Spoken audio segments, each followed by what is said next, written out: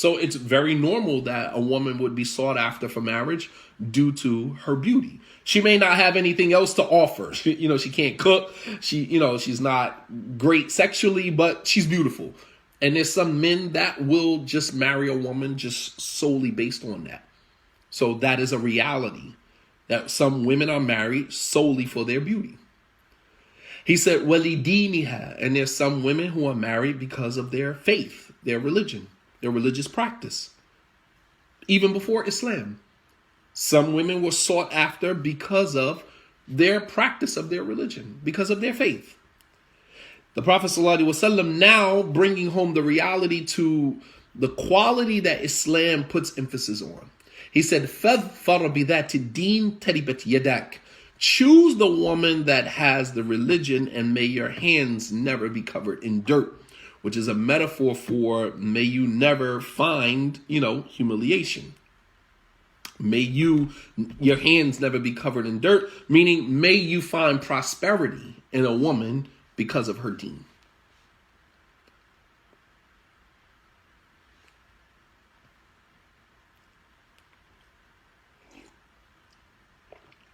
Go ahead, Rosalind. You got to have your hand up. Yes, I'm sorry. I have lots of questions. No, go ahead. You have a question? Does that apply? Yes, I'm sorry. I was eating dinner and listening at the same time. Does that apply towards if a brother marry a sister that's not Muslim? Well, even if he marries a woman that is not Muslim, isn't her practice of her religion, isn't that the condition? That is a condition, even with somebody that's not Muslim. Absolutely. That is the condition. That is the sole condition that you are able to marry a woman from the book. See, what happens in our day and time, any woman can say she's Christian, and the Muslim man will say, I'm going to marry her. Hell, you have Muslim men who marry women who are not affiliated with any religion. And they'll say, oh, we can marry non-Muslim women. No, you cannot marry non-Muslim women. Allah subhanahu wa ta'ala says clearly, halal for you are the women, Ahlul Kitab, from the people of the book, Jews and Christians. However, the condition with that is that they are actually practicing their religion. All right? Because in practicing their religion, although shirk in essence, shirk, idolatry in its essence, all of the religions that come from Allah subhanahu wa ta'ala are rooted in morality. She's going to be moral. She's rooted in, decorum. She's going to have a certain demeanor and character that she carries herself with. So those things are also emphasized. And I mean, obviously in today's time, Muslim men who choose to marry women that are not Muslim, they don't care. I mean, they're not looking for deen per se. They're not looking for choosing the woman because this woman is actually practicing her religion. The fact of the matter, because if she was really practicing her religion, she wouldn't have ended up with you in the manner that she ended up with you. You guys were sleeping together, and as a Muslim, maybe somehow the, spiritual light bulb went off, and you felt like, I'm tired of living in sin and I need to marry you. Or she might have said, I'm living in sin and I can't live with you like this. We need to get married. And then you eventually got married. But because other than that, how did you guys even meet? You know what I mean? A Muslim man and a non-Muslim woman. How did you guys even meet? And of course, there were no parameters that you guys were obeying or, it's rare to find a Christian woman who's celibate and who maintains her chastity and says, I'm not going to have sex with you until I get married. That's few and far in between. And there are very few Muslim men who would respect those boundaries. Otherwise, he would have just chosen a Muslim woman to marry. You know what I mean? If you were going to marry a morally dignified woman, then why not? Why look outside of your faith when you can find that right here within your own ranks? So you go outside of, Islam and go find a woman. But yeah, Islamically, she should be religious, even someone who is not a Muslim. And so the Prophet... For a woman? Huh? What about for a woman? What do you mean? A Muslim woman outside.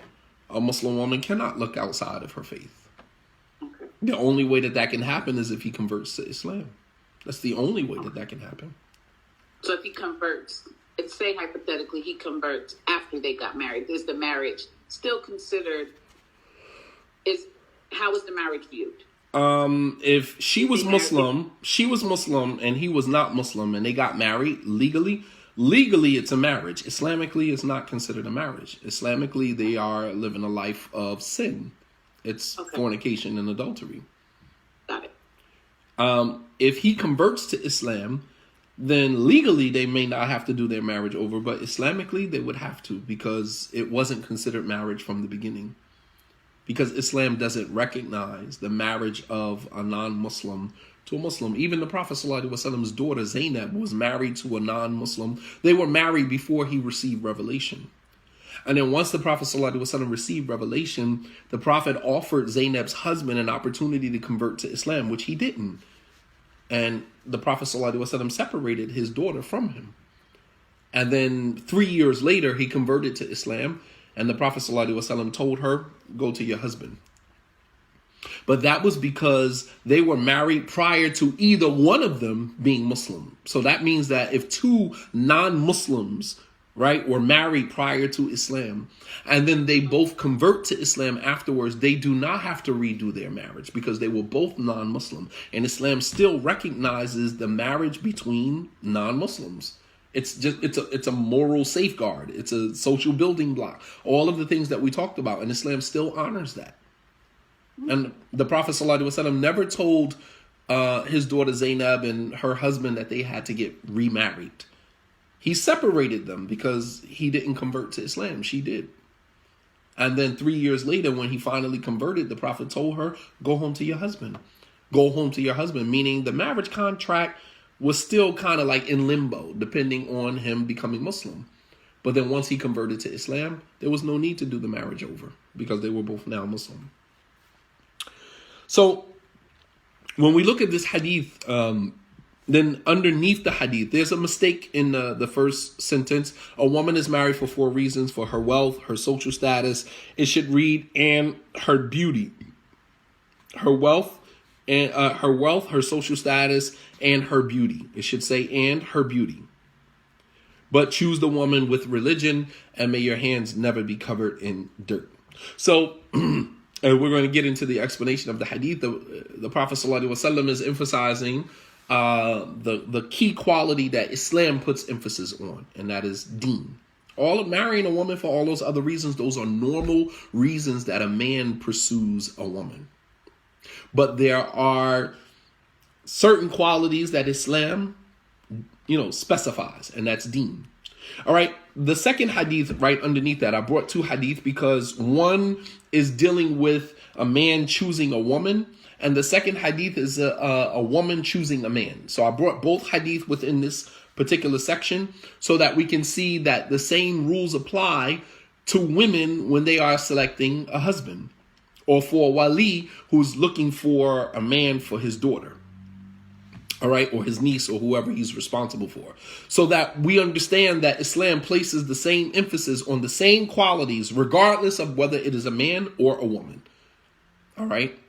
So in the second hadith, on the authority of Abu Hurairah radiyallahu ta'ala anhu, قال رسول الله صلى الله عليه وسلم إذا خطب إليكم من ترضون دينه وخلقه فزوجوه إلا تفعلوا تكون فتنة في الأرض وفساد عريض. The Prophet ﷺ said, إذا خطب إليكم من ترضون دينه وخلقه. If a man proposes to you for your daughter, and notice if you read Arabic, then you can look in the Arabic. It says ilaykum. Kum is the pronoun, the plural pronoun, you, meaning you all men. So the Prophet ﷺ is speaking to men here. He said, if a man proposes to you men for your daughters. Why did the Prophet ﷺ say that if a man proposes to you men for your daughters? And he didn't say if a man proposes to you women, and then continue his sentence. Because a woman cannot marry herself. She gets married with the permission of her wali. So therefore, the wali, the guardian, is the one that the husband is going to propose to. You guys follow me? Not that the man is proposing to the woman, right? You have women say, well, my intended. How is he your intended? Did he propose to your wali for you and your wali accepted it? Or did he propose to you and you accepted it and now you're just waiting for the right time to go tell your father or go tell your wali? That's not how it works.